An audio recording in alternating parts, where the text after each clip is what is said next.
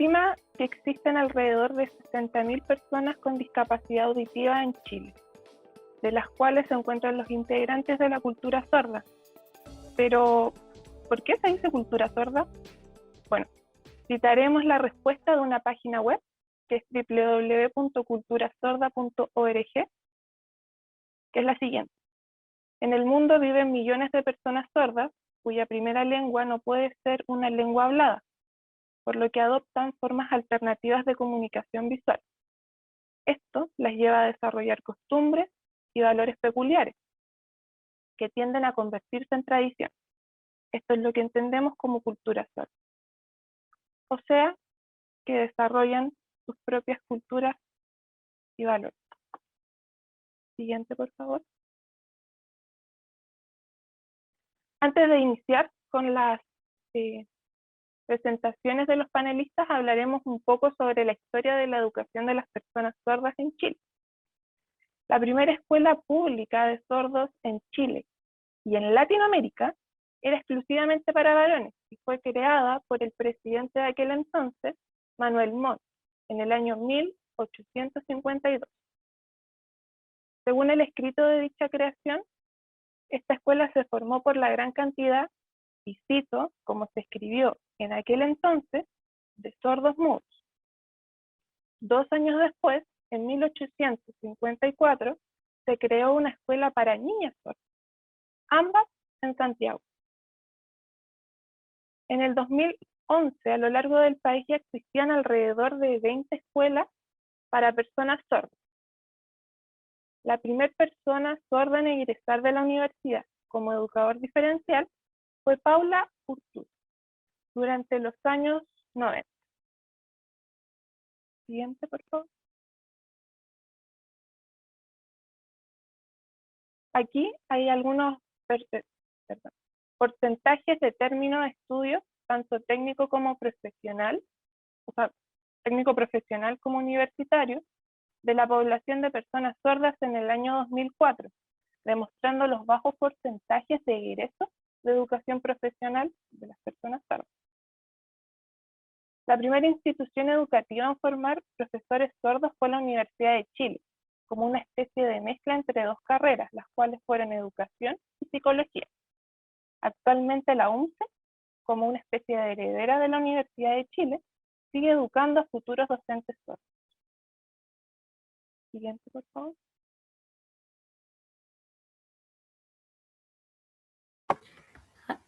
Perdón. Ahora vamos a presentar a nuestros panelistas. Primero tenemos a Juan Luis Marín. Es una persona sorda, es profesor de básica y director académico del Colegio Dr. Jorge Ote, estudiante egresado del Magíster en Lingüística en la USACH. Es miembro directorio de la Corporación Instituto de la Sordera. Ay, perdón. Presidente de la Fundación Enseña de el Indesol. Presidente del Centro de Educadores Sordos y activista de la comunidad sorda, intérprete de lenguas de señas chilena, ASL y SI. Siguiente. Bueno, y nuestro otro panelista es Carlos González Olave. Es educador diferencial en la especialidad de problemas de audición y lenguaje, profesor en el proyecto de integración escolar en cuarto medio del Liceo Polivalente Mercedes Marín del Solar y tiene experiencia con personas sordas.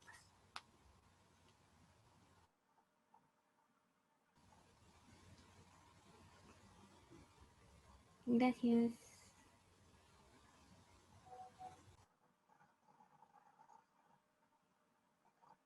Bien, damos entonces inicio a nuestro conversatorio.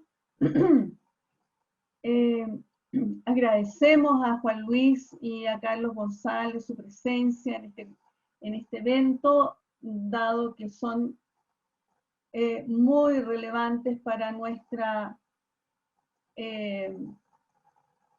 conversatorio, que está orientado fundamentalmente, ¿no es cierto?, al rol profesional que tienen que cumplir las personas que son educadoras diferenciales, educadoras y educadores. Y por tanto, son dos personas que nos van a hacer un tremendo aporte en términos de su experiencia personal y también de la experiencia profesional en cuanto a la construcción de su propia identidad como personas, educadores, ¿no? Ambos, y también en el caso de Juan Luis, como persona sorda, que ha aportado, ha hecho un gran aporte a la comunidad de personas sordas y a la educación de las personas sordas. Así también, Carlos, desde la escuela, desde el Liceo A5, en experiencias, ¿no es cierto?, que nos han ayudado muchísimo o nos van a ayudar mucho a comprender cuáles son los desafíos que está teniendo la educación de las personas sordas en programas de integración. Así que bienvenido y damos entonces la palabra a Carlos González para que pueda iniciar este conversatorio. Hola, muy buenos días a todos y a todas. Les agradezco la invitación. Me siento bastante honrado con esta invitación y espero, bueno, poder darles la mayor cantidad de experiencia y todo lo que he vivido durante todos estos años, que ya son, si no me equivoco, un poquito más de 10 años en educación de personas sordas y, bueno, en lo que es inclusión. ¿Sí? Voy a compartirles la presentación que tengo preparada. Denme un momentito que acá abrí muchas ventanas para poder ver un temita acá.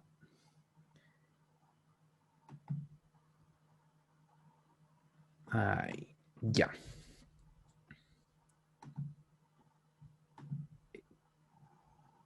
Creo que se debiese estar viendo, ¿no?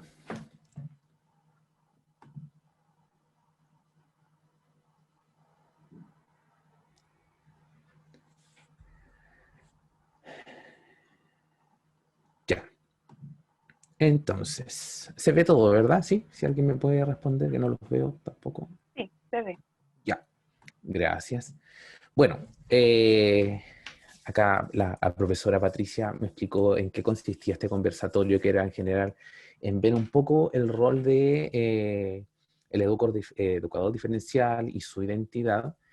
Y bueno, la presentación que les tengo acá preparada va a ir encaminado un poco a presentarles el Liceo 5, que es parte de la Universidad Metropolitana, y de la experiencia del programa de integración y en particular del programa de integración de estudiantes sordos y sordas. ¿Ya? Lo primero que tengo que hacer obviamente en esto es presentarme, como dijeron ahí. Bueno, mi nombre es Carlos, soy educador diferencial, egresé, si no me equivoco, el año 2010 ya de la carrera. Y he estado, bueno, trabajé ya, partí mi carrera en estos programas de apoyo a estudiantes, los famosos PAES de Senadis, ya que era como la opción que tenían en ese momento para poder apoyar a los estudiantes en la educación superior, en las escuelas. Era una forma de financiamiento y de poder colaborar con la contratación de profesores o intérpretes en lengua de señas, ¿sí? Posterior a eso, ya en el año 2000, tuve un año solamente en eso. Después, el año 2011, me fui a vivir al sur, a Puerto Montt. Estuve trabajando en una escuela especial de personas sordas. Ahí estuve 3 años. En esa institución, bueno, la labor que teníamos ahí como educadores diferenciales y especialistas era en general sensibilizar a la comunidad. Se trabajó mucho con la comunidad, se hacían muchas clases de lengua de señas en conjunto con la agrupación de personas sordas de la zona, para poder llegar al máximo y desde ellos mismos, que se hicieran conocidos, ¿sí? Y bueno, ya en el 2014 me integré al Liceo Mercedes Marín del Solar como profesor de aula. y partiendo este gran proyecto, que bueno, ahí les voy a comentar un poquito más cuando estemos presentando al liceo, ¿sí? Creo que aquí viene, bueno, acá les voy a presentar un pequeño videito, muy pequeño, que presenta un poco el liceo, el PIE y en particular el PIE de estudiantes sordos, ¿sí? Espero ahí que se escuche y se ve bien.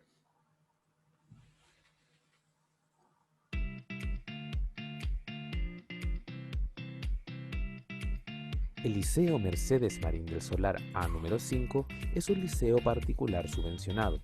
Sus inicios se remontan a 1899 como Liceo número 3 de niñas, y su nombre es en honor a la educadora y poetisa Mercedes Marín del Solar, hija de Luisa Recabarren de Marín, heroína nacional de la Guerra Chilena de Independencia, y su padre, uno de los integrantes de la primera Junta de Gobierno, Gaspar Marín. Luego, en 1978, cambia su nombre a Liceo número 5 y posteriormente se traslada desde el centro de Santiago a la comuna de Macul como colegio municipal. Finalmente, en el año 2003, la Universidad Metropolitana de Ciencias de la Educación se hace cargo como sostenedor. El proceso de integración escolar muestra sus inicios a partir de los grupos diferenciales que apoyaban el proceso pedagógico de los y las estudiantes fuera del aula regular.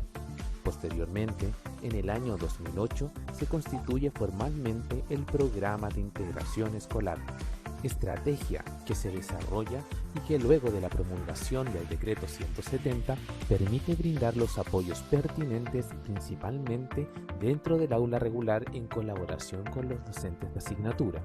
Con los años de experiencia y desarrollo del equipo de profesionales, se implementan en el 2014 el Programa de Integración de Estudiantes Sordos y Sordas. En esta iniciativa se contó con la innovación de la incorporación no tan solo del o la educadora diferencial especialista en el área, sino también del o la intérprete en lengua de señas chilena, con el objetivo de separar los roles, especializando la interpretación en contextos educativos y mejorando el apoyo pedagógico del o la educadora diferencial con todos los y las estudiantes de un curso. Esta codocencia de tiempo y dedicación completa muestra un enfoque pedagógico centrado en los y las estudiantes y en la diversidad presente en el aula, además de potenciar el trabajo colaborativo entre los profesores y profesionales que trabajan con un curso. Finalmente, ya han egresado 3 generaciones de estudiantes sordos y sordas del establecimiento, experiencia que ha sido objeto de estudio de diversas investigaciones y una opción educativa más para las familias de niños, niñas y jóvenes sordos y sordas.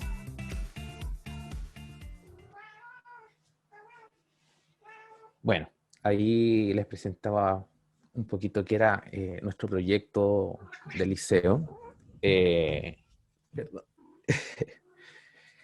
Bueno, comentarles, adicionar a la información, el liceo, bueno, ustedes saben, es de la universidad, tiene un enfoque inclusivo, un enfoque crítico, ¿sí? Y eso en general nos ha permitido ir desarrollando bastante este proyecto de integración de personas sordas y en general el proyecto de inclusión, ¿sí? Les quería comentar acá, bueno, un poco cómo es el trabajo colaborativo, que es como la gran innovación que tenemos dentro del proyecto. Como les comentaba, es de codocencia completa y tiene en particular, bueno, acá dentro de lo que es la sala de clases, está el profesor jefe o, bueno, un profesor de asignatura y está el educador diferencial, ¿sí?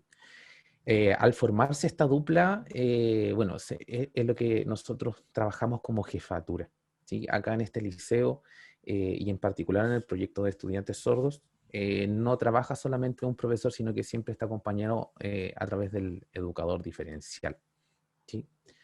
Y es aquí donde el educador diferencial toma mucha relevancia porque es quien coordina con el resto de los profesores, se vuelve un pilar fundamental en el trabajo en aula y en beneficio, por supuesto, de los chiquillos y las chiquillas sordas y de todos los estudiantes. Él tiene que coordinar prácticamente con todas las asignaturas, acá exceptuando todo lo que es educación física, artes, que son asignaturas que, si bien tienen interpretación, no requieren de mayores adecuaciones al material o al objetivo, ¿sí? El educador diferencial, ¿qué es lo que hace en concreto? Bueno, planifica semanalmente las clases junto con los profesores, realiza la diversificación de la enseñanza. Hay que pensar que el material y las clases no están solamente pensadas para los estudiantes sordos, hay que pensarlas para toda la diversidad en el aula, ¿sí? Hace las adecuaciones curriculares para aquellos que más lo requieran. Pongo como ejemplo los estudiantes con retos múltiples, por ejemplo, ¿sí? Con necesidades múltiples. Entrega estrategias didácticas que van a permitir precisamente diversificar y brindar más apoyo a los estudiantes. Y también participa en la evaluación, ¿sí? Ahí modifica, adecúa y planifica. Obviamente, siempre planifica en conjunto con el educador. Ahora, el otro rol y que ya queda un poquito, va como perdiendo un poco de fuerza, que tiene que ver con el apoyo pedagógico, pero que es fuera del aula de recursos. Recordemos que después de este decreto 170 que aparece en el año 2010, ya de lleno, perdón, en el 2011 se empieza a trabajar dentro de la sala regular, ¿sí? Y el apoyo que se brindaba fuera en esta sala de recursos va perdiendo un poco de fuerza en el sentido horario. Ya no se toman a los chiquillos, no se sacan de la sala y se hacen los apoyos fuera una gran cantidad de tiempo, sino que ya se reduce a un bloque, 45 minutos, muy poquito, ¿sí? Y esto también es parte como de otra innovación que si no me equivoco, ya se está ejecutando hace más de 3 años, 4 años atrás, que es que el educador diferencial también participe de los departamentos. Acá yo les pongo el ejemplo mío, que en realidad yo participo del departamento de ciencias. En cada departamento de lenguaje, matemáticas, ciencias, arte y educación física, creo que están juntos. Siempre hay un educador diferencial participando. ¿Para qué? Para poder trabajar precisamente en todo lo que les acabo de nombrar, la diversificación, las adecuaciones y todo lo que necesiten de apoyo de los educadores de asignatura, ¿sí? Y en general esto nos ha resultado bastante bien porque permite que se pueda visualizar la diversidad en el colegio. Generalmente los profesores regulares piensan en sus planificaciones, piensan en la enseñanza, pero se les olvida la diversidad y las características particulares de cada estudiante. Y nuestra función es estar ahí pendientes y bien atentos a que esos detalles no se vayan, porque son detalles muy importantes. Bueno, y por otro lado está la interpretación y lengua de señas. Como les mencionaba, también es un pilar fundamental porque brinda la accesibilidad a la información, ¿sí? Y al estar en un rol diferente al del educador diferencial, permite que se especialice en la interpretación en instituciones educativas, en el aula, ¿sí? Sabemos que hay diferentes tipos de intérpretes judiciales, intérpretes educativos, etc. Entonces, permite que se especialice y pueda manejar la información de una manera particular. Bueno, aquí les muestro también que participa de todas las clases. La idea es que los chiquillos en ningún momento estén incomunicados y estén desconectados. ¿Ya? Eso no puede pasar acá. Es por ello que ellos van a participar de las clases, de las evaluaciones, actos y ceremonias, ¿ya? Incluso en el material pedagógico. Bueno, ahora con la pandemia, ellos tienen que estar presentes siempre en el material. Bueno, y aquí, como les coloco, los videos institucionales, incluso la inspectoría. Ustedes saben que siempre hay acontecimientos, hay que peleas, discusiones o hechos menores que requieren que el intérprete esté en inspectoría y colaborando con los educadores, con los profesionales que estén trabajando en el área, ¿sí? Y es así como se genera este gran esquema, ¿ya? Que es bien completo y de apoyo. Y que no solamente va a servir, insisto, para los chiquillos y las chiquillas sordas, sino que para toda la institución, ¿sí? Es una estructura que ha permitido brindar accesibilidad y genera una cultura bien particular dentro del liceo, ¿ya? Porque esta conexión o esta interacción cultural, ¿ya? Entre todos, todas, genera un ambiente enriquecido, colaborativo y ayuda bastante al clima de aula, ¿sí? Ahí después les voy a mostrar, explicar un poco cuáles son las ventajas de esta estructura en cuanto al estudiante que egresa del establecimiento, ¿sí? Bueno, dentro de las estrategias les quiero comentar esto que ha sido también un desafío dentro de este año, que son las estrategias en cuarentena, ¿sí?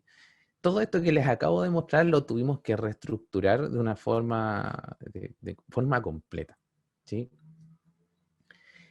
Todo lo que ustedes saben en la clase, uno entrega guías, presenta PowerPoint a los chiquillos, hace actividades, les muestra videos, pero todo esto lo tuvimos que condensar, obviamente, ¿sí? Nos vimos enfrentados al cómo transmitir una clase, cómo enseñarles a los chiquillos con toda esta estructura, ¿sí? Y bueno, y es así como nacen estos tipos de cápsulas y de diversificación efectiva, le llamo yo, del material, ¿sí? Siempre se les dijo a los profesores, por favor, el material que tenga apoyos visuales, que tenga imágenes, textos. El audio ahora es fundamental, pues no puede haber una presentación que no tenga un audio o una narración del contenido de la materia, ¿sí? Y la interpretación, si bien era presencial, ahora tiene que estar en un video, en un recuadro, ¿sí? ¿Y por qué le llamo diversificación efectiva? Porque ha permitido esta diversificación que el resto de los chiquillos, pongo el ejemplo de aquellos que tienen problemas de comprensión lectora, puedan acceder mucho mejor a la información. Aquellos que aprenden a partir de lo visual o de videos, lo hagan también. Cosa que antes siempre era uno o el otro. Siempre era, el profesor entregaba la guía con texto o presentaba un PowerPoint. Siempre había una opción. Ahora todas esas opciones se tienen que integrar sí o sí. Y es así como queda esta. Aquí les voy a mostrar un poco lo que es el cómo se hacía, ¿sí? Las interacciones dentro del aula siempre eran los dos profesores, que son los que están con sombrero ahí trabajando. Están los chiquillos sordos interactuando, discutiendo sobre la clase. Está la intérprete, que si bien ahí se ve muy, muy claro, está al medio. Está entre los chiquillos sordos y está entre los profesores, ¿sí? Siempre fluyendo en esa clase que les estoy mostrando, se estaba discutiendo un tema y en general era una discusión que se daba entre todos, ¿sí? Todo eso lo tuvimos que llevar a un video, el profesor se tuvo que grabar, tuvimos que colocar este recuadro de intérprete en el material tuvo que ser visual, tenía que tener la escritura y tenía que tener imágenes, ¿ya?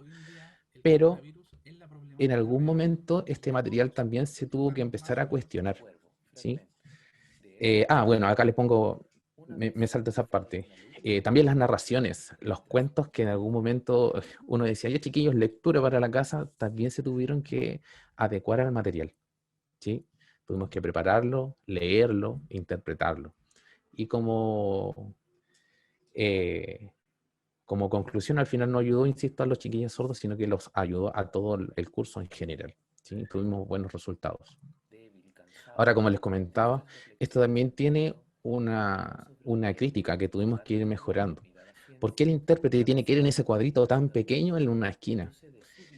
¿Cuál de las dos lenguas es más importante? ¿La lengua oral o la lengua de señas? No puede haber un desequilibrio ahí jerárquico, Y eso también se tiene que ver en el material. Si uno está trabajando a través de la interculturalidad, tenemos que ir mejorando todas estas experiencias, ¿sí? Ahí, bueno, aparece otro ejemplo, lo voy a ir adelantando para ir acortando. Insisto, ahí están las imágenes representativas que el profesor va explicando. Y finalmente, que ya es lo que presentamos este año, que tiene que ver con una imagen distinta. Ya, recordemos que también todo este material tiene que ser muy, muy entretenido, muy visual, con audio, de manera que sea motivante de ver, ¿sí? Y es cuando ya el intérprete no ocupa solamente una sección pequeña de la pantalla, sino que es bastante más evidente que es parte del video. No está fuera de, sino que es parte de un todo. ¿Qué quieres decir? ¿Sí? Hagamos una pequeña prueba. En conclusión, bueno, para poder ya llegar al eje temático y dejar un poco de lado lo que hemos estado viviendo acá en el liceo, en general el rol no se limita solamente al del educador, ¿sí? Hay que entender muy bien que acá, si bien nosotros somos profesores de los estudiantes, somos un soporte también para las familias, ¿sí? En todo este proceso, uno lo que tiene que brindar siempre son opciones. Siempre se ha discutido un montón de veces. Me acuerdo hoy acá con la profe Patti cuando estaba esta dicotomía entre el oralismo, los bilingüistas y una pelea a muerte en donde uno al final como que se ponía la camiseta.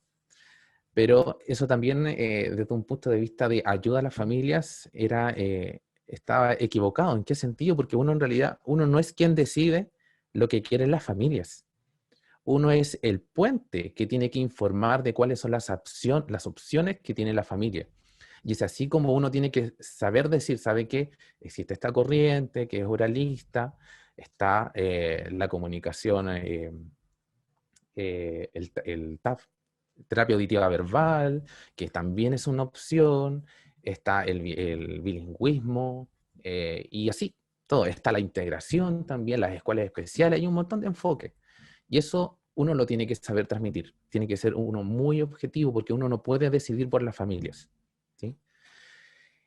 También somos un nexo social y cultural, ¿sí?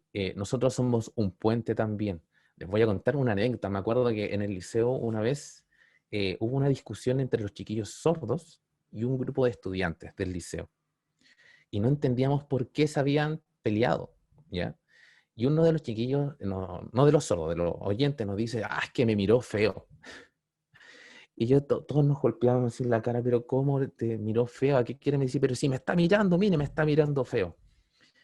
Y ahí le tuvimos que explicar a los chiquillos que obviamente las personas sordas son muy visuales. Ellos tienen que ver los gestos, las caras, lo que está pasando a su alrededor, y que si justo en algún momento llega y lo mira, no era que lo estaba mirando feo, que eso pasa en ciertos grupos culturales, que si uno lo mira es como una ofensa, no te puedes mirar directo.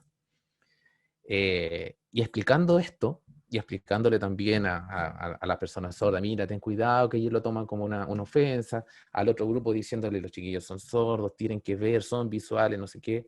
Al final logramos reconciliar esta relación y al final fue ya casi un chiste, ¿sí?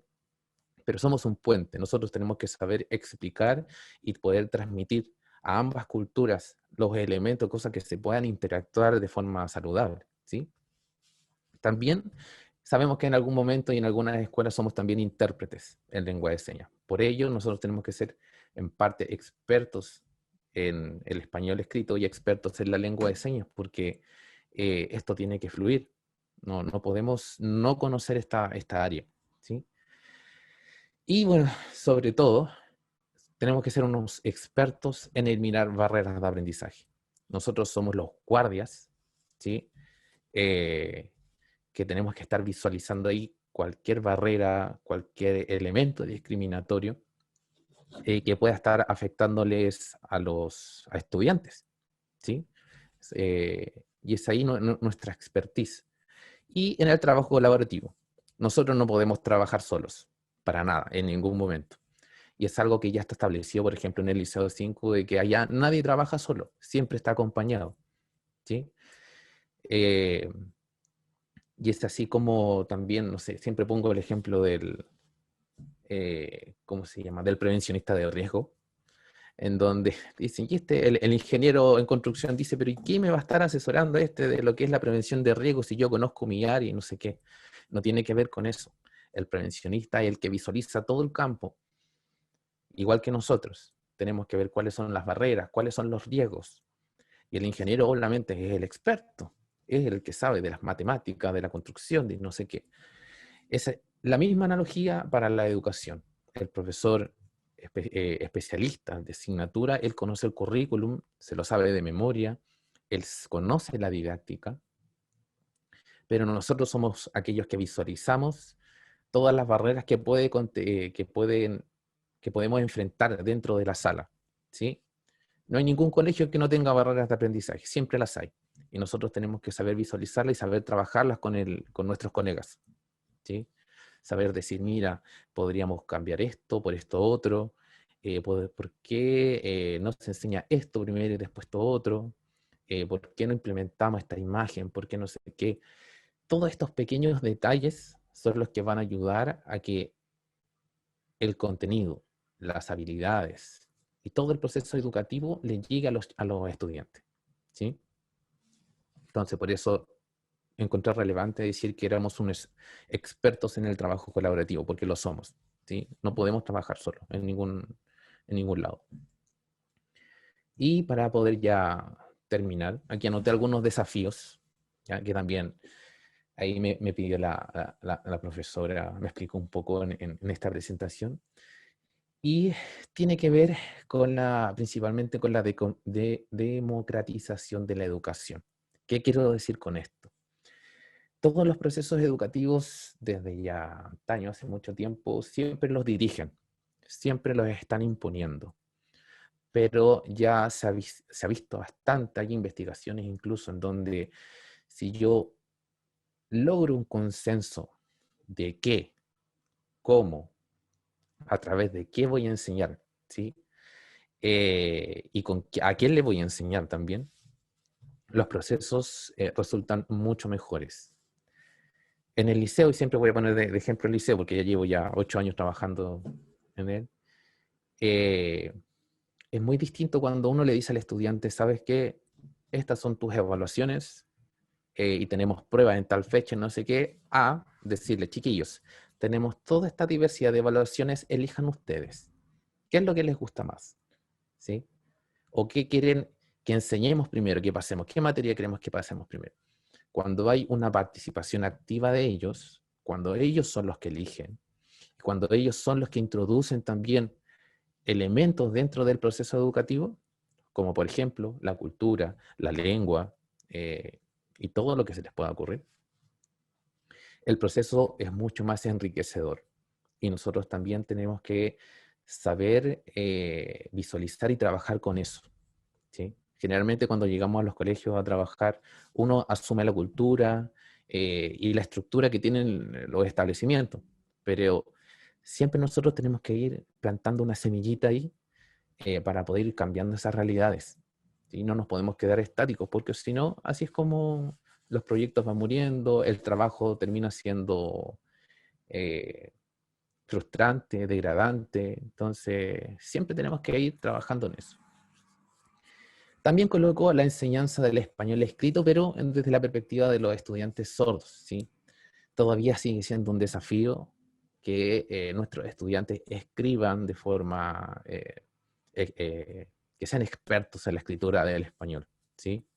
Y es algo que solamente se va a lograr a través de las investigaciones, a través de las metodologías que podamos encontrar o desarrollar, ¿sí? Y con eso va de la mano también de la didáctica, ¿sí? Creo que es importante que seamos también expertos y que nos podamos especializar en lo que es la didáctica, la innovación. Si no hay un cambio en cómo se está enseñando, es como repetir el mismo error una y otra vez, ¿sí? No podemos cambiar esto, por ejemplo, este status quo del español escrito en nuestros estudiantes si no cambiamos la didáctica. tenemos que saber profundizar y ser expertos en esa área. Ahí es una falencia que tenemos que ir saltando. Defender el rol de las personas nativas como transmisor de cultura. También, una de las grandes dificultades y debilidades que tiene nuestro proyecto es que no tenemos personas sordas dentro del establecimiento. Solamente los estudiantes somos, obvio, pero necesitamos un adulto que sea transmisor de la cultura, un profesional sordo que sea transmisor de cultura, ¿sí? Es por ello que nosotros, como para poder también equilibrar un poco la balanza, participamos de todo lo que tenga que ver con la comunidad de personas sordas, desde las marchas, el Día de las Personas Sordas, lo incorporamos dentro del liceo también. Las Olimpiadas, que pucha, lamentablemente ahora con la pandemia ya van 2 años que no se han podido realizar, pero eso era sagrado, eso era intocable, nosotros lo defendíamos a muerte, no podíamos no ir a ese tipo de eventos donde toda la comunidad se junta, y no solamente de una localidad, sino que a nivel nacional, ¿sí? Ese era nuestro foco. Obviamente igual ganábamos sus medallas, le damos un orgullo ahí al liceo y generábamos identidad, que también es muy relevante. ¿Mm?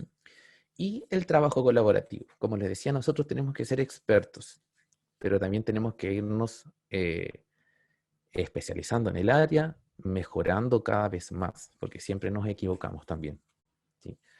Recuerdo que en algún momento uno llegaba así y es como, no, esto está mal, pero ¿cómo se le ocurre al profesor hacer esto, esto, otro? Pero esa no es la mirada correcta.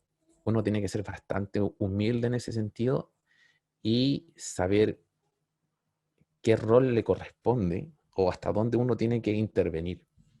Porque a veces uno también se equivoca cuando uno dice, no sé, pongo el ejemplo que en algún momento yo le decía a los profesores, pero profesor, esto no se puede enseñar así, no sé qué, viéndolo desde mi perspectiva de educador diferencial, pero el profesor después me explicaba, ¿sabes qué? Pero es que en didáctica de la matemática primero tenemos que partir por estos elementos y después por estos otros.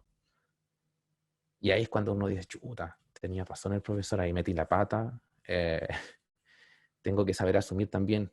Y todo tiene que ser un consenso, no hay nada impuesto. Si no hay consenso, las relaciones se rompen, ¿ya?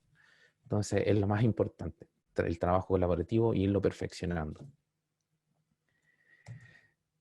Y bueno, creo que eso era lo que tenía para presentarles. Espero haberles dado un poco una visión del trabajo que hemos llevado en el liceo, de mi experiencia. Y bueno, que abierto a todas las preguntas que quieran hacer. A mí me gusta hablar. A veces, de hecho, creo que me pasé un poco en el tiempo. Así que les agradezco nuevamente ahí que me hayan dado esta oportunidad de compartir la experiencia.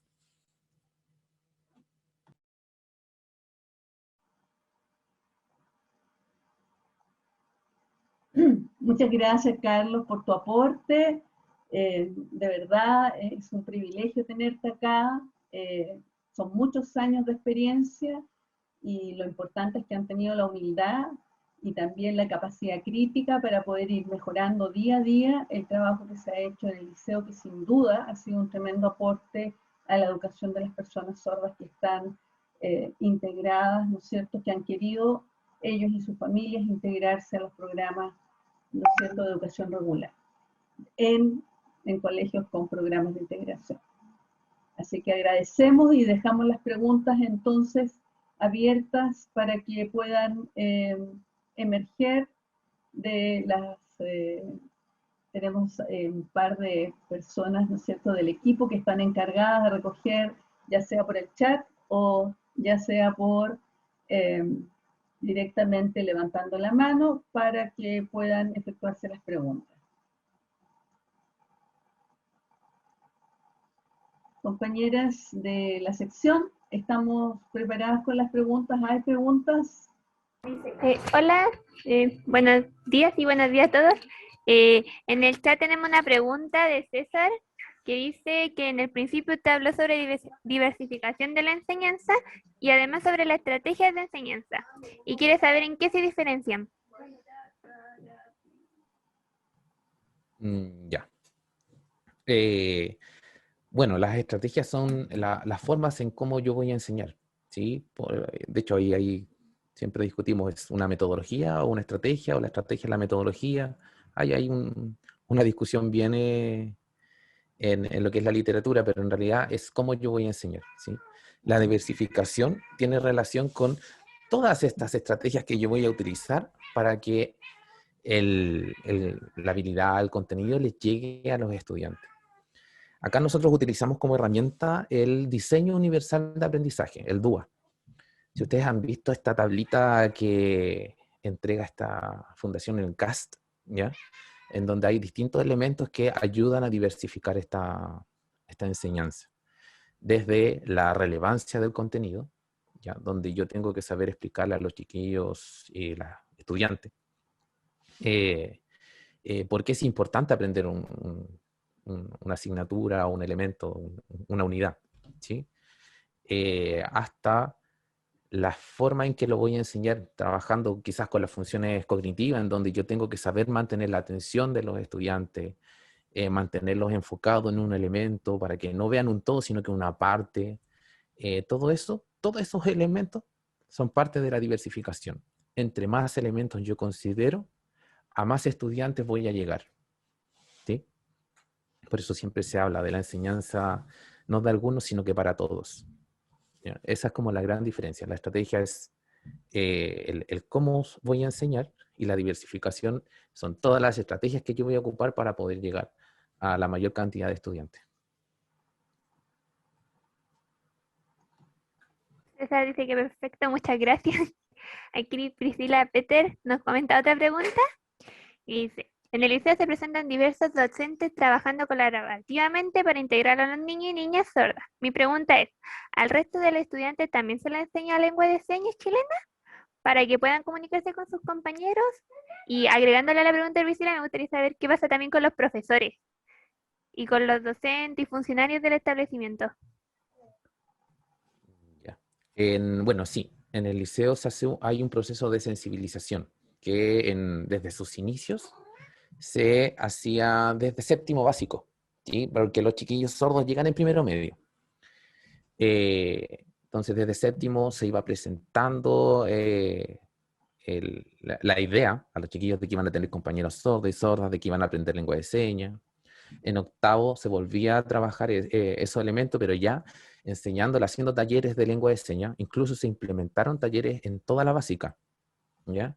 Desde, bueno, el liceo tiene desde pre-kinder hasta enseñanza media, hasta cuarto medio, pero en el primer ciclo se hacían talleres de lengua de señas. Entonces, de esa manera se iban introduciendo todos estos elementos y se iba anticipando a los estudiantes, a los compañeros que iban a llegar los estudiantes sordos. Y ya en primero medio, de hecho llegaban los chiquillos y se empezaban a trabajar experiencias. Lo primero es el que esté la intérprete en la sala. Es un elemento distractor al principio, después ellos se acostumbran. Cuando saben que suena extraño, pero lo ocupan como una herramienta de comunicación, de interacción, porque es llamativa la lengua de señas. Es súper es bonita la lengua de señas. No es algo que pase desapercibido. Entonces, se hacían talleres, se hacía sensibilización, perdón, y a los profesores en algún momento también comento que fue al principio, porque todas estas herramientas por financiamiento, por distintos problemas, se han ido perdiendo y se han ido recuperando, ¿sí? Se hacían talleres de lengua de señas. Hubo una primera generación que todavía está en el liceo, de profesores que hicieron este curso de lengua de señas y quedaron,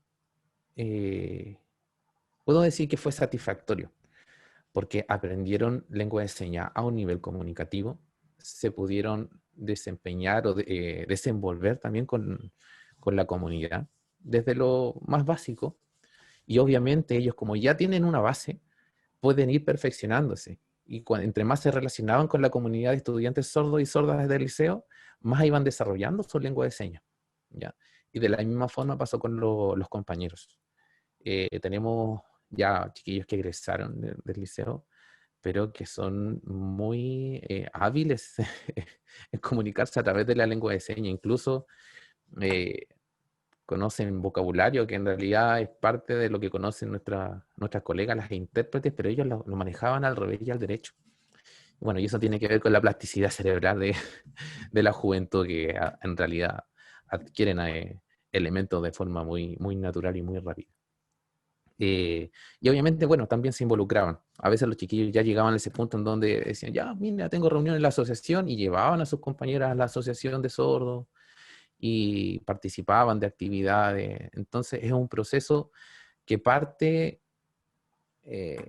como parte desde el liceo, sensibilizando, pero que termina después ya según los intereses de la comunidad, porque obviamente hay chiquillos que no les interesa y no lo digieren muy bien, pero otros que en realidad sí lo aceptan. Y ahí va como lo enriquecedor de una cultura diversa, que en realidad es la tolerancia, es lo más importante, ¿sí? Ya, muchas gracias. Creo que igual nos queda un poquito más, mucho más claro como su rol y cómo trabajan en la escuela. Agradecemos por habernos respondido a la pregunta y la instancia. Como por tiempo vamos a tener que cerrar el Sí. espacio con usted, profesor, y abrirlo ahora con el profesor y director Juan Luis Marín. Entonces, ahora sí mis compañeras pueden continuar.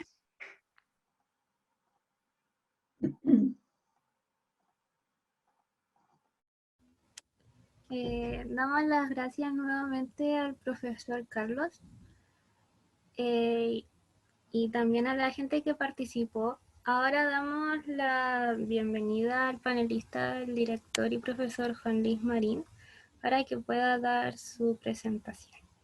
Gracias.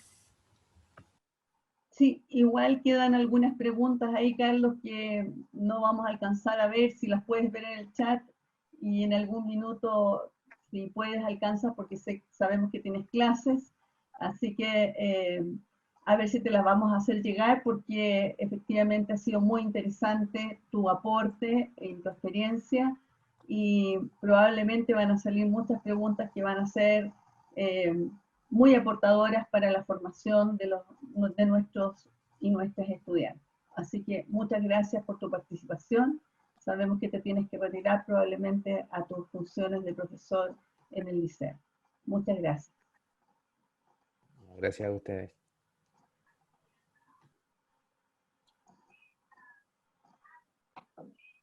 Queremos agradecer también la presencia y la ayuda de nuestra querida Geraldine Arce, quien está actuando como intérprete en este minuto. Le agradecemos muchísimo, y también a Carlos, que nos ayudó a solucionar el problema, ¿no? Estas cosas ocurren en los eventos, ¿no es cierto? Estamos en una situación de pandemia, se corta la luz, nos bajamos, digamos, del Zoom, etcétera. Así que muchas gracias a nuestro intérprete Geraldine Arce por toda su colaboración en este proceso que para nosotros es tan importante en el caso de tener una persona sorda, ¿no es cierto?, dentro de nuestro panel, y también para las personas sordas, que en este caso no las tenemos, pero de todas maneras para nosotros la figura del intérprete es absolutamente importante. Y le pedimos las disculpas del caso a Juan Luis por no haber tenido, digamos, el intérprete desde el inicio, pero intentamos rápidamente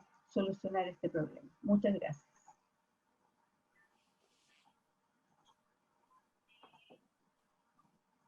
Voy a comenzar.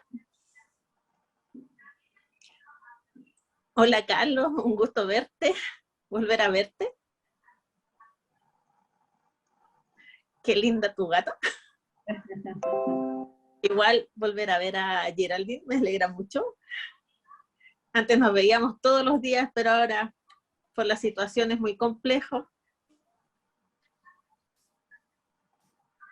Bueno, me voy a presentar. Esta es mi seña. Mi nombre es Juan Luis. Soy sordo de nacimiento y trabajo como profesor de educación básica. Trabajé en la escuela. 18 años trabajé en la escuela, pero como profesor 10 años. Este es mi segundo año como director de la escuela. Justo cuando empiezo de director, comenzó la cuarentena. Ahora llevo 2 años en esto. Es un gran desafío, es verdad. Ahora voy a presentar el PowerPoint de la escuela Jorge Ote, escuela especial para niños sordos.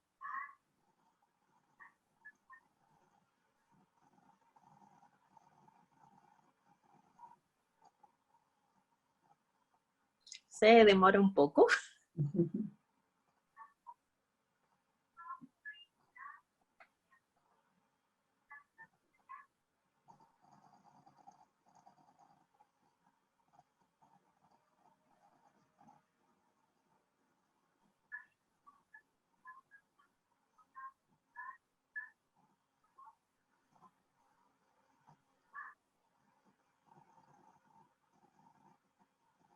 Estaba buscando a la intérprete que no la podía encontrar.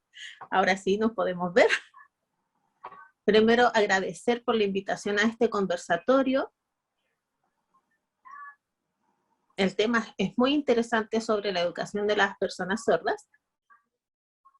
Ahora voy a presentar la escuela Jorge Ote.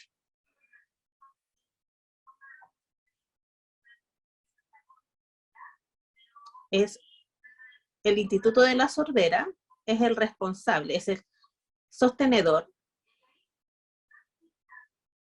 de 3 departamentos. El primero es el centro auditivo, que trabaja específicamente el apoyo a la lengua oral, la parte auditiva, audiometrías.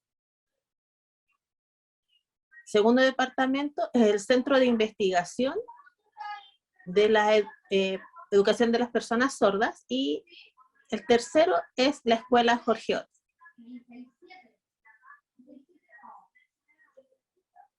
Lo que ustedes ven en azul, esta es la seña de Indesor. Y la escuela, esta es su seña, Jorge Ote, en la cual yo trabajo como director. ¿Dónde está ubicada? En la comuna de San Joaquín, cerca del metro agrícola, camino agrícola. Antes estábamos en un lugar mucho más pequeño y nos trasladamos a esta escuela que es más grande. Pero no somos los dueños del terreno, está prestado, es un arriendo en realidad. Y eso hace complicada como tener un lugar propio. Así que con paciencia nos sostenemos acá. Es una escuela de sordos, es la única en el país que trabaja el bilingüismo intercultural. Enseña a niños y jóvenes sordos. Es una situación que están en situación vulnerable. Es enseñarles la cultura, la lengua de señas, que es propia de cada persona sorda. Nosotros fomentamos que la individualidad y cada uno puede lograr sus estudios, que son capaces, que se acepten como personas sordas, que logren el estudiar, pero también que ellos se reconozcan como personas sordas. Ahora trabajamos para que ellos se puedan enfrentar a la sociedad, empoderados en sí mismos, que ellos son bilingües.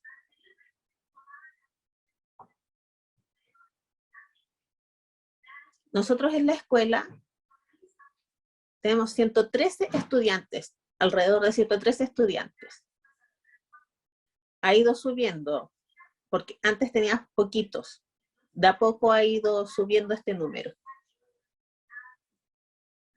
Desde párvulo hasta cuarto medio.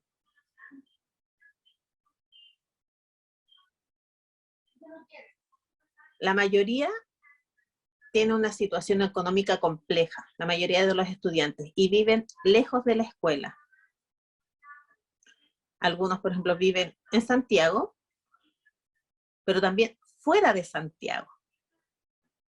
por ejemplo, en Melipilla, Colina, Lampa, Buin, entonces sectores alejados de la escuela.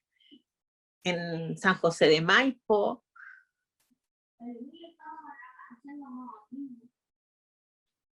Eso igual hace compleja la comunicación con la familia. Porque nosotros en la escuela fomentamos la comunicación, le enseñamos lengua de señas a la familia, pero igual esta situación es compleja. Porque igual la familia le desearía haber tenido un hijo oyente, entonces le hace complejo aceptar esta situación del niño sordo y aprender la lengua de señas. Hay 16 cursos, 3 cursos son de prebásica, 8 cursos en enseñanza básica. Dentro de esos hay 2 cursos que tienen retos múltiples.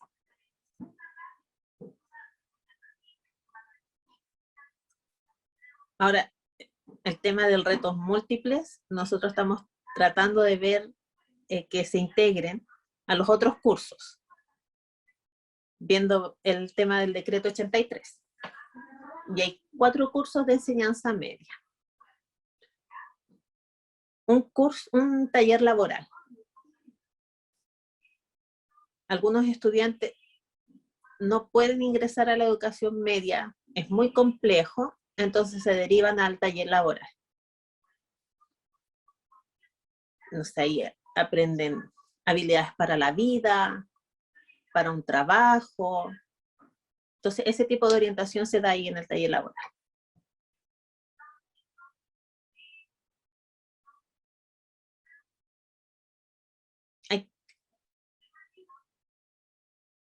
Yo trabajo en la gestión. Verónica de la Paz, ella trabaja en Indesor, y yo soy el director de Jorge Ote.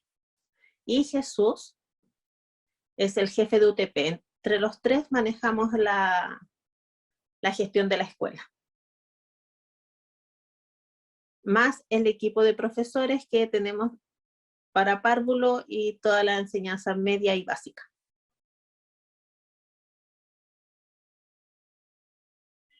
¿Cuántos profesores hay? Son 23 profesores.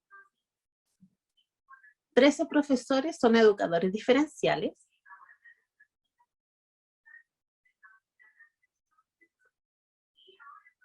4 de ellos son sordos.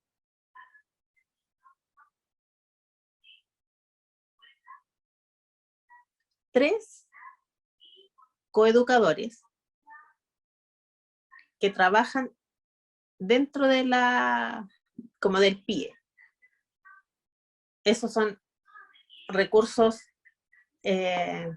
diferentes de la escuela, son recursos PIE, que acompañan a los profesores que no saben lengua de señas, que no conocen la cultura, trabajan junto con ellos. Es un apoyo a los profesores y también intérprete para los estudiantes sordos. Hay 2 profesores de educación básica que son sordos, 5 profesores de educación media y 2 profesores de artes sordos. Y el profesor de educación física y una profesora de religión.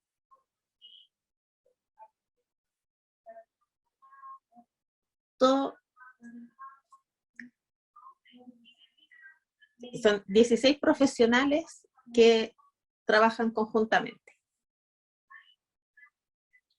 Los 2 coeducadores sordos trabajan con los de párvulo. ¿Por qué? ¿Para qué?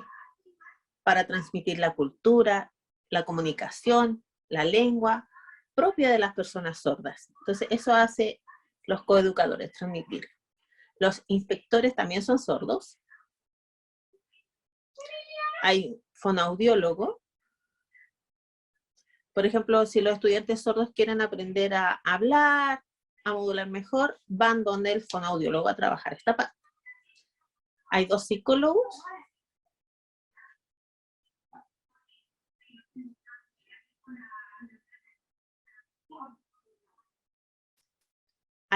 2 intérpretes. Ay.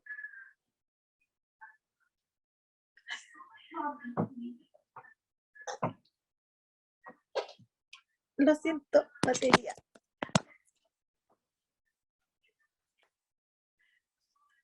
Hay 2 intérpretes, pero son aparte de los que trabajan con los coeducadores. Ellos trabajan de primero a cuarto medio.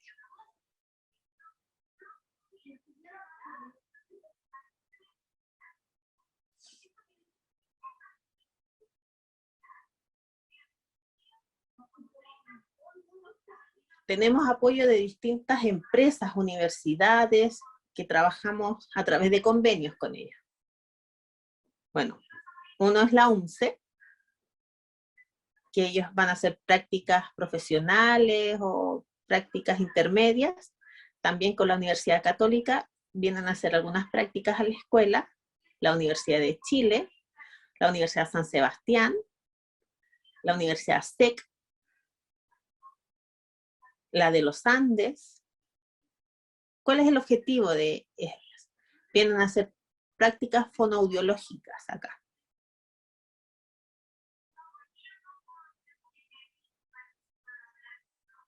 Otra universidad también vienen a enseñar talleres de robótica.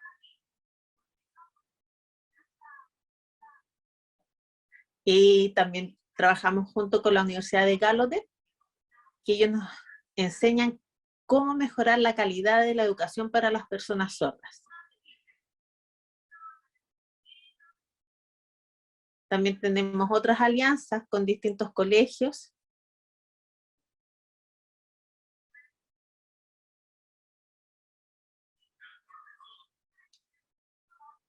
También con la empresa Samsung, que nos ha donado tablets, muchas. Ellos nos han apoyado en este tema de la tecnología, cómo ir avanzando con la innovación de ella, también televisores touch.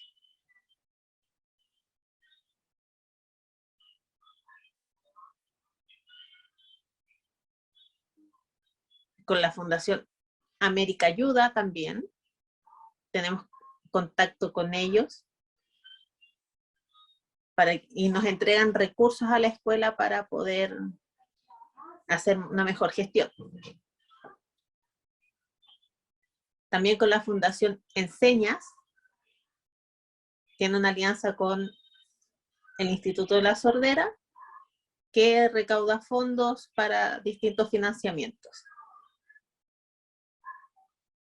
Hay otras instituciones que también tenemos contacto y nos apoyan económicamente. Y hay otras instituciones, por ejemplo, Club de Sordos, la Asociación, Club Real, también tenemos, hacemos actividades, charlas junto con ellos. Y tenemos también contacto con la agrupación de AILES, que es de intérpretes. Por ejemplo, el intérprete que nosotros tenemos no puede, entonces los contactamos y ellos nos derivan con algún intérprete que pueda realizar la gestión. ¿Cuál es el desafío? Igual ahora es un momento complejo. Antes en la escuela teníamos el horario normal, funcionábamos. Cuando comenzó el coronavirus y la cuarentena, comenzó un desafío importante, porque el horario se redujo. Teníamos clases a través de Zoom. Pero algunos estudiantes era compleja la conexión a internet. No había un computador, no había un notebook. La escuela, por suerte, tenía notebook que les había entregado el ministerio, estaban guardados en la sala, estaban guardados en la escuela. Entonces, vimos qué estudiantes necesitaban, se los fuimos a entregar, todos estos aparatos prestados. También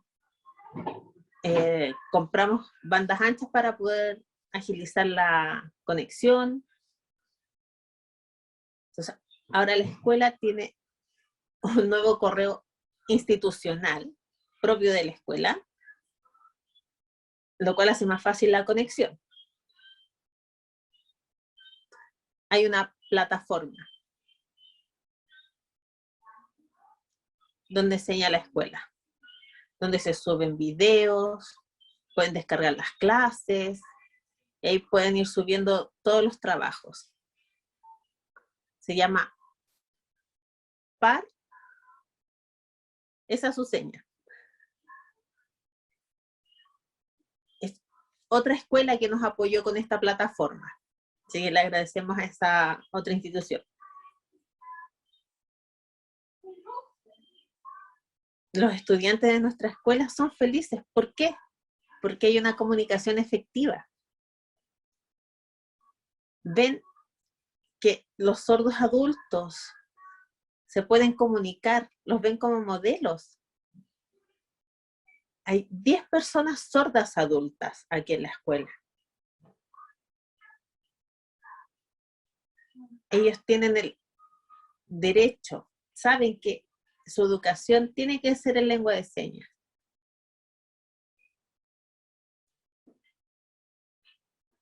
La forma es a través de la lengua de señas, se mantiene la cultura también, se mantiene la lengua y se mantiene la cultura. ¿Cómo se enseña esto del bilingüismo? A través de la L1, que es la lengua de señas, y la L2, que es el español escrito. En L1, el rol es del coeducador sordo y del profesor sordo de transmitir la lengua de señas y comunicarse. Al principio de una forma más básica, y la L2 en el español escrito es un profesor experto en el español escrito. Pero todo se trabaja en base a la lengua de señas. El español escrito es la segunda lengua. O el desafío con enseñarle a los padres. Eso no ha sido un trabajo fácil. Porque es muy complejo que las familias cumplan. Sobre todo ahora la modalidad de Zoom. El psicólogo también trabaja, los apoya a los padres y madres de los niños y trata de mediar todo este proceso. La asistente social, sí, la trabajadora social, les hace charlas, les muestra cómo obtener recursos a las personas, ir a la municipalidad, cómo tener los bonos. Ustedes saben que es una situación compleja la que estamos viviendo por el tema del coronavirus y las cuarentenas. A muchos padres los han despedido. Entonces la escuela tiene que apoyarlos, incentivar a las familias. Nosotros siempre mantenemos como objetivo entregar una educación de calidad. Pero a veces nos encontramos con muchas barreras, ya sea del gobierno, de las leyes, de los financiamientos, que se cortan estos financiamientos, entonces hace difícil la implementación de distintas cosas. Nosotros hemos luchado mucho porque se imponga o se ponga en el currículum nacional la lengua de señas como un ramo, pero el ministerio se niega a esto porque no es un sistema de comunicación, son formas distintas. El español y la lengua de señas es algo distinto. En octubre del año pasado logramos que el ministerio aprobara los planes y programas donde se incluye la lengua de señas para nosotras, para nuestra escuela. Ojalá esto vaya aumentando y la cantidad de estudiantes sordos. Nosotros pensamos que a futuro vamos a lograr una casa propia. Ojalá. Las actividades que realizamos el año pasado fue todo a través de Zoom. Videos grabados, donde se explicaban distintas cosas, el tema, por ejemplo, educación física, arte, la semana mapuche, no sé, todas esas actividades, fiestas, Nos juntábamos, por ejemplo, el Día del Estudiante a través de Zoom, el Día de la Familia. También en el tema de la graduación también lo hicimos a través de Zoom.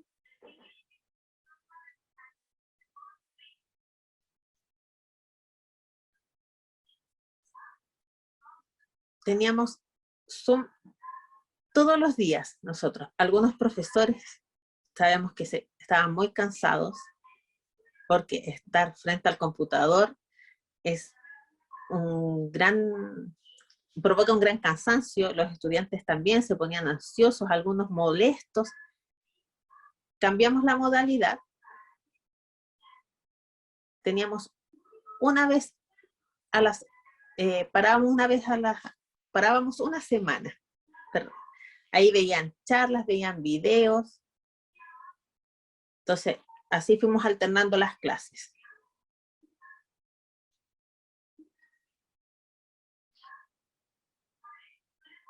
Entonces, tenemos distintas actividades para todos los niveles.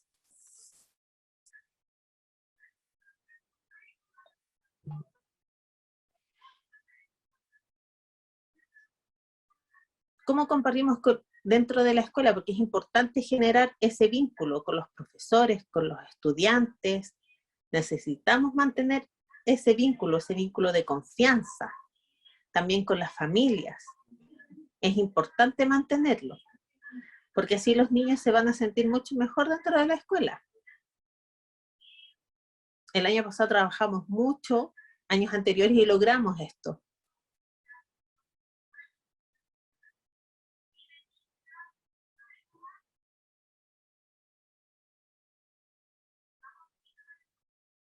Antes, como que las fechas pasaban. Ahora hemos ido mostrando distintas imágenes de los estudiantes. Del centro de estudiantes también ha ido participando. Ellos nos han dicho qué podemos hacer en la escuela. Por ejemplo, de primero medio a cuarto medio hay intérprete. A veces el intérprete tiene problemas, no le entienden al profesor. Entonces todo eso han ido canalizándolo a través del centro de estudiantes y nosotros hemos ido mejorando. Igual a veces para las personas es difícil aceptar estos cambios, pero es el derecho que ellos tienen. Ustedes pueden ver en la web del Instituto de la Sordera. Ahí hay un video. Yo busqué el video, lo traté de editar, porque es muy antiguo.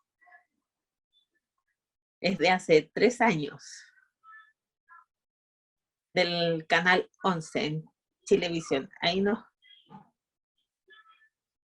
nosotros veíamos que había muchos que iban a integración y no lograban una educación efectiva porque estaban solos.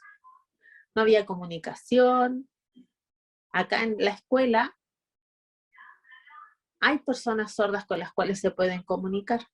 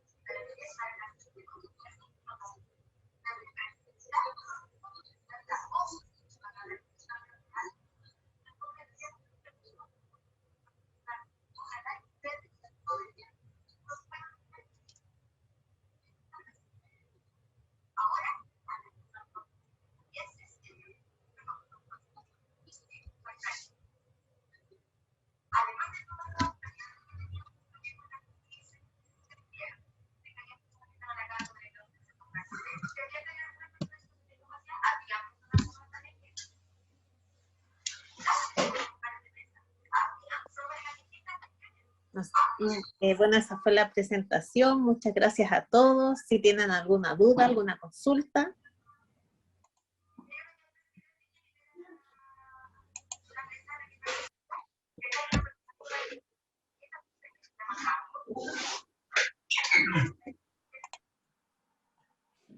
Muchas gracias, Juan Luis, por tu presentación. Ha sido muy interesante y vamos a dejar a las moderadoras para que empiecen, digamos, con las preguntas brevemente. Estamos un poquito pasados, sabemos, en el tiempo, pero hemos tenido algunos inconvenientes. Espero que tengamos la flexibilidad y también la comprensión. Y te agradezco, Juan Luis, porque sé que estás muy ocupado también en tus labores de director, de profesor, en este difícil contexto de pandemia. Nuestras moderadoras de las preguntas. Hola, buenos días. Les recordamos que pueden ir dejando sus preguntas en el chat. Me gustaría preguntarle cómo lo hacen para nivelar el conocimiento de la lengua de señas chilena en estudiantes más pequeños. Esto considerando que hay niños y niñas que adquieren la lengua de señas de forma más tardía.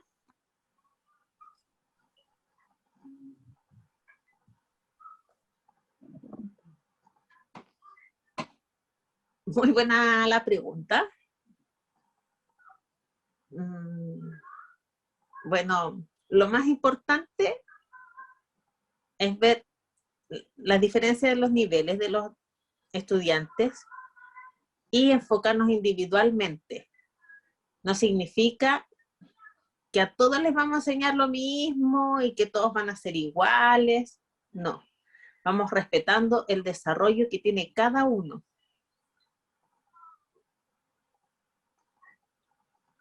a veces pensamos que necesitamos nivelar y nos enfocamos más en uno o en el otro. No, esto se va desarrollando de forma natural. La adquisición se da de forma muy natural entre ellos. Solo debemos ir fomentándola. Eso. ¿Algo más? También me gustaría saber si, bueno, dijo que el trabajo con la familia ha sido más complicado en este contexto de pandemia. Si nos podría ejemplificar cómo lo han llevado a cabo pese a estas dificultades.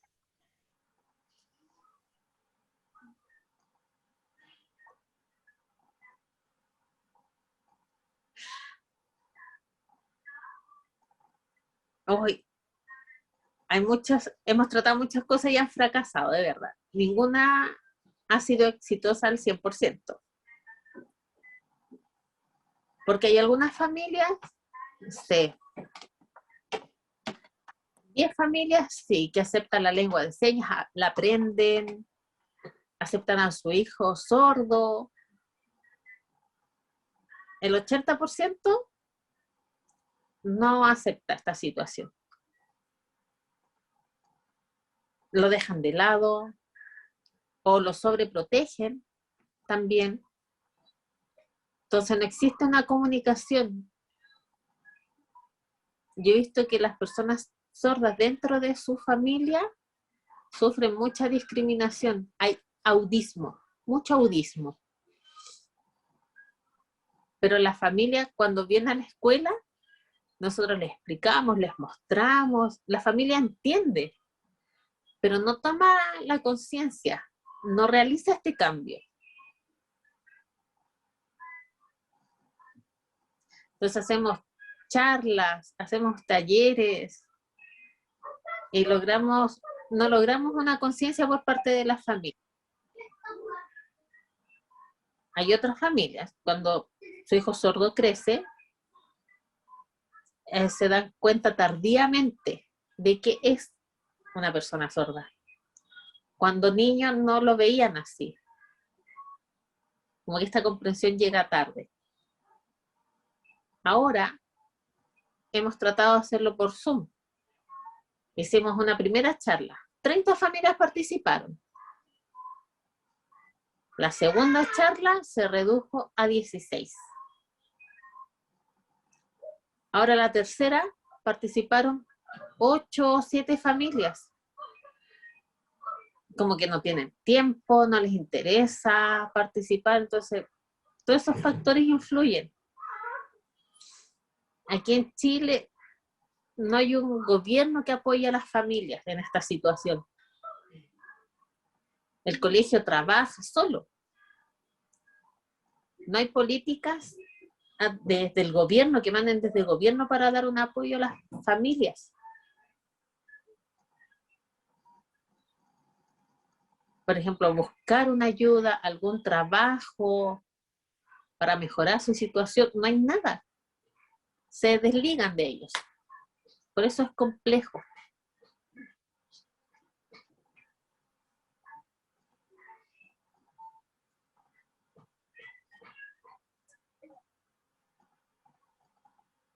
¿Otra pregunta?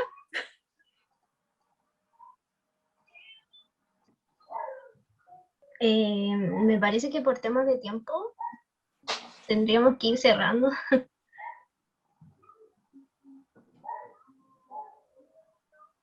Pero muchas gracias por responder a las preguntas.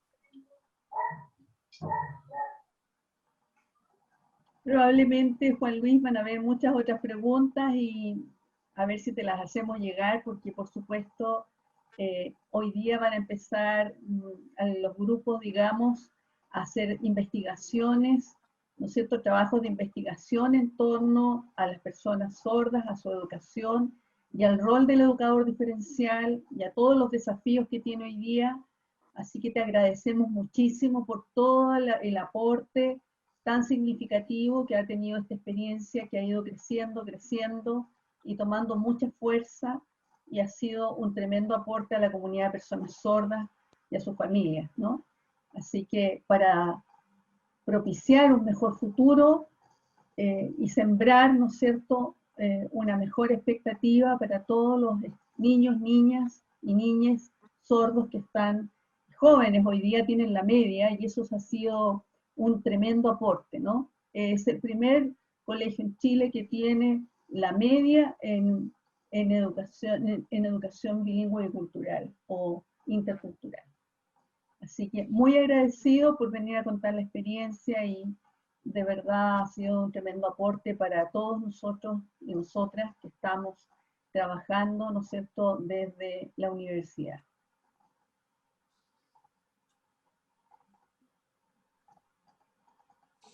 Una cosita, Sí. quiero decirles algo.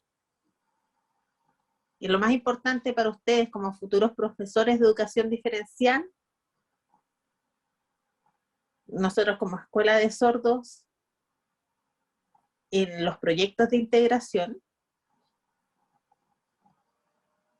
por ejemplo en el Liceo 5, saben, tienen la conciencia de la persona sorda, saben cómo es realmente, es aprender de ellos. Lamentablemente en Chile, la mayoría de los estudiantes que llegan a integración no aprenden nada, porque están solos en el curso, solo los van pasando de curso. Eso igual es un tipo de violencia, una discriminación para el estudiante, que pase sin saber nada. Algunos estudiantes de segundo o tercero medio que llegan a nuestra escuela están con el certificado tercero medio, vienen de una escuela de integración en sus respectivas comunas y no saben nada. No saben matemáticas, ciencias, historia y están en tercero medio. Entonces, es importante reflexionar que a nivel nacional no nos podemos desligar, dejarlos solos. Ah, es que es sordo, que se va a integración y vaya pasando de curso. No, eso no puede suceder. Debemos preocuparnos por ellos. Igual, muchas gracias por invitarme a este conversatorio. Espero que ustedes aprendan mucho, mucho. Y ven, y las puertas de la escuela están abiertas para cuando ustedes quieran. Eso. Muchas gracias. Y para finalizar este conversatorio, queremos volver a agradecerle a Juan Luis por su disposición y también a Geraldine Arce, a nuestra a quien hace la interpretación, y por su disposición a pesar del poco tiempo con el que le pedimos ayuda. Por último, también queremos agradecerle la presencia de los profesores y a los estudiantes. Esperamos que esta haya sido una información enriquecedora para cada uno en su vida, tanto profesional como personal. También queremos hacer un llamado a la reflexión sobre el rol del educador diferencial como puente entre culturas, como profesional encargado de eliminar cualquier barrera de aprendizaje que pudieran tener sus estudiantes, acerca de la importancia del trabajo colaborativo, además hacernos un llamado a siempre perfeccionarnos. También queremos informar que la grabación de este conversatorio se compartirá a cada profesor y profesora para que lo comparta a sus respectivas secciones. Muchas gracias.